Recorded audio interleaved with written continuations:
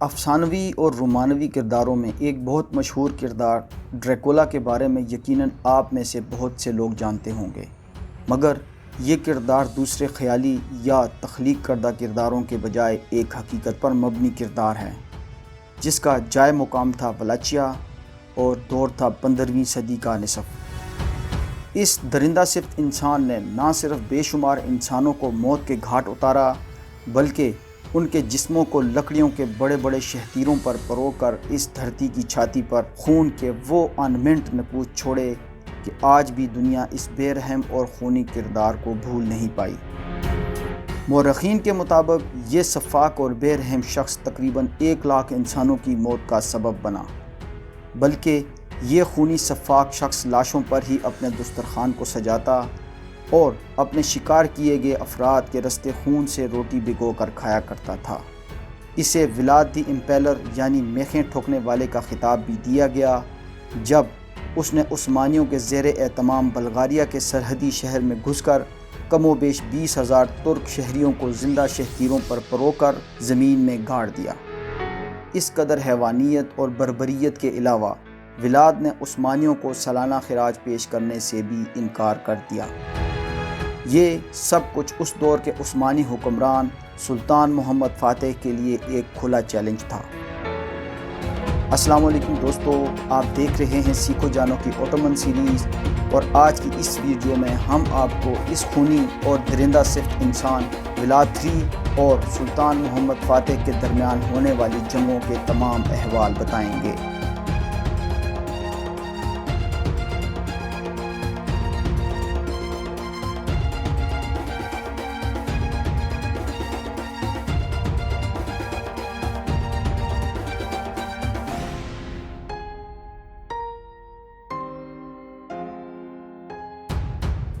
1461 عیسوی میں سلطان محمد فاتح ابھی ریاست طرابزون کی جنگی مہم سے فارغ ہی ہوئے تھے کہ سلطنت کی مغربی سرحدوں پر ولاچیا کے حکمران ولاد ڈراکولا III نے ایک ساتھ ہی کم و بیش 20,000 ترک شہریوں کو قتل کر دیا۔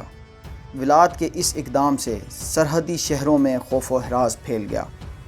آخر کیا وجوہات تھی کہ ولاد III ڈراکولا عثمانیوں کے خلاف صف آراء ہو گیا، جبکہ اس کے والد نے عثمانیوں کی وفاداری قبول کر رکھی تھی؟ دوستو، اس سب معاملے کو سمجھنے کے لیے آپ کو تاریخ میں تھوڑا پیچھے جانا پڑے گا۔ 1444 عیسوی میں لڑی جانے والی جنگ وارنا میں ولاچیا کے حکمران ولاد دوئم ڈراکول نے جان ہونیاڈے کی جنگی مہم میں 4,000 گھڑ سواروں پر مشتمل ایک دستہ دیا، جبکہ اس کے دونوں بیٹے ولاد III اور رادو عثمانی حکمران سلطان مراد کی تحویل میں تھے، لیکن جنگ وارنا میں شکست کے بعد مجبوراً اسے پھر سے عثمانی وفاداری یا باجگزاری قبول کرنی پڑی اور آئندہ کے لیے کسی بھی یورپی جنگی مہم کا حصہ نہ بننے کی یقین دہانی بھی کروانی پڑی۔ ان شرائط پر سلطنت عثمانیہ اور ولاچیا کے درمیان پھر سے امن قائم ہو گیا۔ ہنگری کے جان ہونیاڈے کو ولاچیا کے ولاد II ڈراکول کا یوں عثمانیوں کے خلاف غیر جانبدار رہنا بالکل بھی پسند نہیں تھا، اس لیے جان ہونیاڈے نے 1447 میں ولاچیا پر حملہ کر دیا، جس پر مجبوراً ولاد دوئم ڈراکول کو ٹارگوویسٹی یعنی اپنے دارالحکومت سے بھاگنا پڑا، جبکہ اسی سال نومبر میں اسے بھی موت کے گھاٹ اتار دیا گیا۔ جان ہونیاڈے نے یہاں اپنے حامی ڈائنسٹی خاندان کے ولادیسلاو کو ولاچیا کا نیا حکمران متعین کر دیا، جو کہ ولاد III کا سیکنڈ کزن بھی تھا۔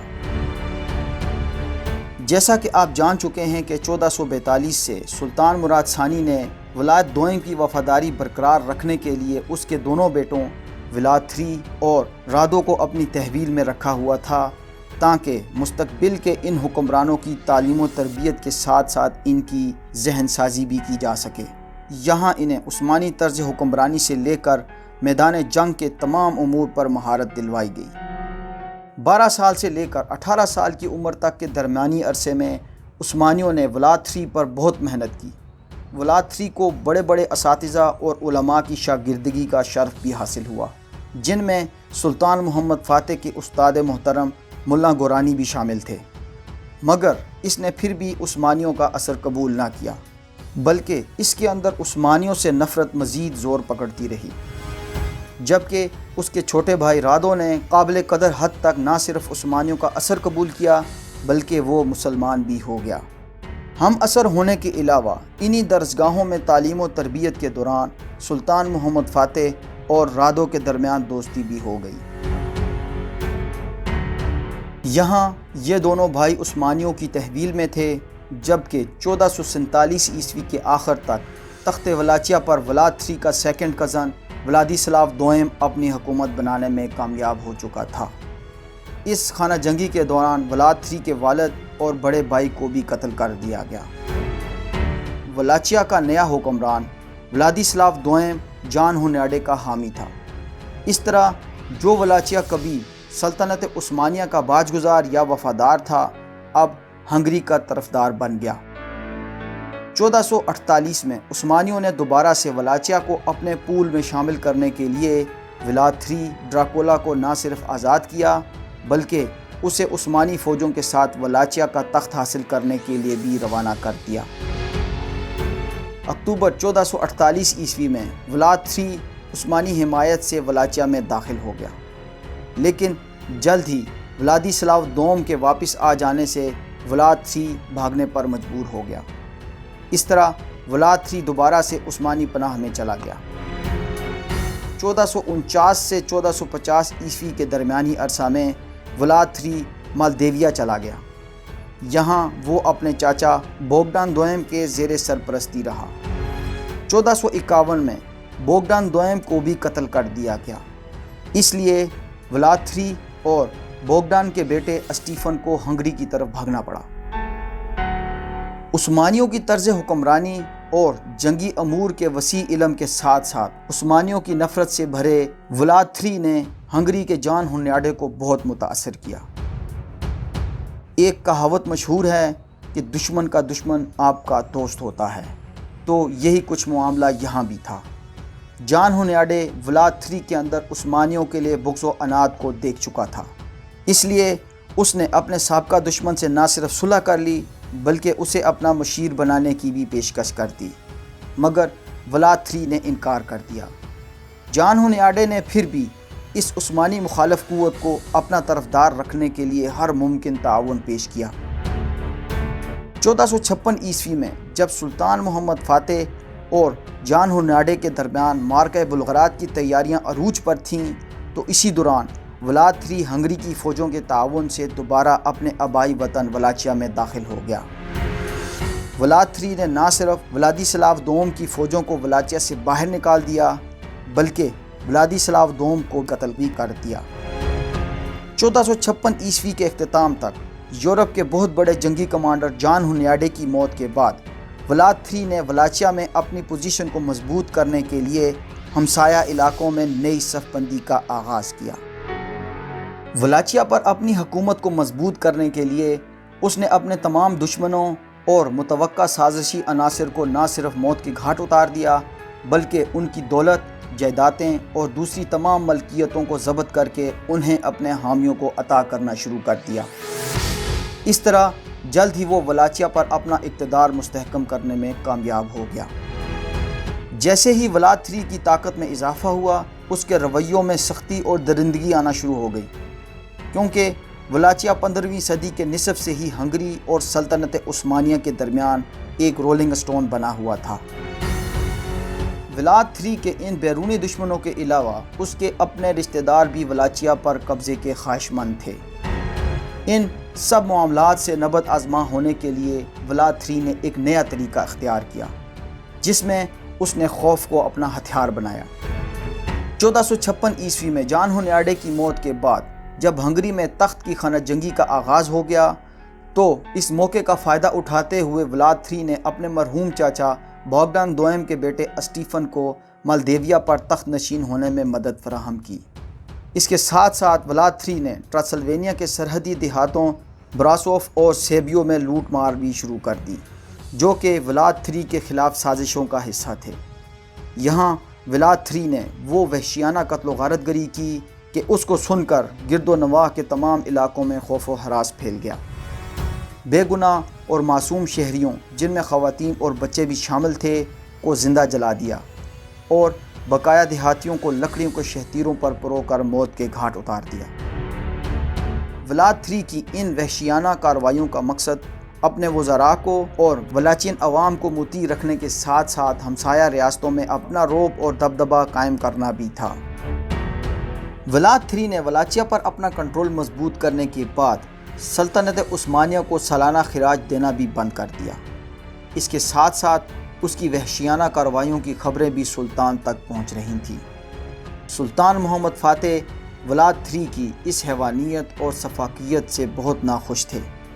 وہ اب ولاچیا کے تخت پر اس کے بھائی رادو کو تخت نشین کروانا چاہتے تھے۔ سلطان نے ایک سفارتی مشن ولاد III کی طرف روانہ کیا اور ولاد III کو عثمانی دربار میں سالانہ خراج کے ساتھ پیش ہونے کی ہدایت کی۔ سلطان یہ چاہتے تھے کہ بغیر کوئی جنگ کیے ولاد III کو گرفتار کر لیا جائے اور اس کی جگہ رادو کو ولاچیا کا نیا حکمران متعین کر دیا جائے۔ ولاد III چونکہ عثمانی طرز حکمرانی اور جنگی امور سے خوب واقفیت رکھتا تھا، وہ سلطان کے ارادوں کو بھانپ گیا۔ ولاد نے بڑی سفاکی کا مظاہرہ کرتے ہوئے عثمانی سفارتی مشن کو کیلیں ٹھونک کر موت کے گھاٹ اتار دیا۔ 10 ستمبر 1460 کو ولاد نے ولاچیا کے حکمران کی حیثیت سے ٹرانسلوینین سیکشن آف کرونسٹیڈ حالیہ براسوف کو ایک خط لکھا، جس میں انہیں سلطان محمد فاتح کے خطرے سے خبردار کیا گیا اور باہمی تعاون پر زور دیا گیا۔ ولاد کے ہاتھوں عثمانی سفارتی مشن کے سفاکانہ قتل سے سلطان محمد فاتح بہت غضبناک ہو گئے۔ اس پر سلطان نے قریبی سرحدی شہر نیکوپولس کے کماندار حمزہ پاشا کو اس کی سرکوبی کے لیے روانہ کیا۔ حمزہ پاشا کو سفارتی ملاقات کے ذریعے گھات لگانے کا حکم دیا گیا اور ولاد کو گرفتار کر کے اسے قسطنطنیہ روانہ کرنے کی ہدایات بھی دے دی گئیں۔ بعض مورخین کے نزدیک ولاد کو اس تمام پلان کی اطلاع مل چکی تھی یا پھر اس کو اس تمام منصوبے کا اندازہ ہو چکا تھا۔ بہرحال جو بھی ہو، اس نے خود عثمانیوں پر گھات لگانے کا منصوبہ بنا لیا۔ نومبر 1461 میں یہ عثمانی سفارتی مشن نیکوپولس سے چل پڑا۔ حمزہ پاشا جب جارجیو کے شمال میں ایک تنگ درے سے اپنے 1000 گھڑ سواروں کے ساتھ گزر رہا تھا تو گھات میں بیٹھے ولاد نے ان پر اچانک حملہ کر دیا۔ ولاچین نے اس 1000 کے گھڑ سوار دستے کو وحشیانہ انداز میں قتل کر دیا۔ انہیں کیلیں گاڑ کر شہ تیروں پر پرو دیا اور عہدے کے حساب سے ولاد نے حمزہ پاشا کو سب سے اونچے شہ تیر پر پرو دیا۔ بہت سے مورخین نے لکھا ہے کہ اس نے بہت سے عثمانیوں کے سروں کو ہنگری کے بادشاہ کی خدمت میں اپنی وفاداری کے اظہار کے لیے بھی بھیج دیا۔ اس پر ہنگری کے بادشاہ نے خوش ہو کر اسے بھرپور تعاون کی یقین دہانی کروا دی۔ حمزہ پاشا کے جنگی مشن کو قتل کرنے کے بعد ولاد اور ولاچین فوجوں نے عثمانی سرحد پر موجود بلغاریہ کے شہروں پر حملے شروع کر دیے اور یہاں کے فوجیوں کے ساتھ ساتھ عام معصوم لوگوں کو بھی قتل کرنا شروع کر دیا۔ کم و بیش 20,000 لوگوں کو کیلیں ٹھونک کر اذیت ناک موت دینے کی وجہ سے ولاد کو ولاد دی امپیلر بھی کہا جانے لگا، یعنی میخیں گاڑنے والا۔ نیکوپولس کے حمزہ پاشا کے سفارتی مشن کے بہیمانہ قتل کے بعد سے ہی سلطان اپنے جنگی لشکر کی تیاری میں مصروف تھے، اور جب بلغارین سرحدی شہروں سے بھی ولاد کی وحشیانہ کارروائیوں کی اطلاعات آنا شروع ہو گئیں تو سلطان اپریل سے مئی 1462 عیسوی کے درمیانی عرصہ میں اپنے جنگی لشکر کے ساتھ قسطنطنیہ سے روانہ ہو گئے۔ سلطان اپنی 1,50,000 کی فوج کے ساتھ اس دفعہ ولاچیا کو فتح کر کے مستقل طور پر عثمانی قلمرو میں شامل کرنے کا ارادہ رکھتے تھے۔ اس جنگی مہم میں ولاد کا بھائی رادو بھی 4,000 عثمانی گھڑ سواروں کی قیادت کر رہا تھا۔ دوسری طرف ولاد نے ہنگری کے حکمران سے فوجی معاونت طلب کی، مگر حمایت کے باوجود انہوں نے ولاد کو کوئی معقول فوجی تعاون فراہم نہ کیا۔ اس کے علاوہ اس کے کزن مولدیویا کے اسٹیفن، جس نے بھی ولاد کی مدد کا وعدہ کیا ہوا تھا، نے اس موقع سے بھرپور فائدہ اٹھایا اور مدد کرنے کے بجائے چیلیا کے قلعے کو واپس لینے کی کوشش میں ولاد پر ہی حملہ آور ہو گیا۔